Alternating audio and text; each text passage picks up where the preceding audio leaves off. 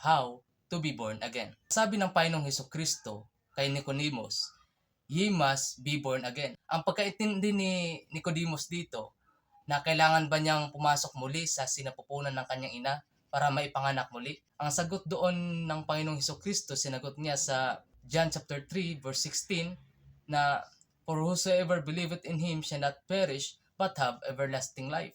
Sa madaling salita pala, para ma-born again ang isang tao or maligtas or makatanggap ng buhay na walang hanggan, siya ay dapat sumampalataya sa Panginoong Hesukristo. At diyan din po ang sagot ni Apostol Pablo at ni Silas sa Acts 16 verse 30 to 31.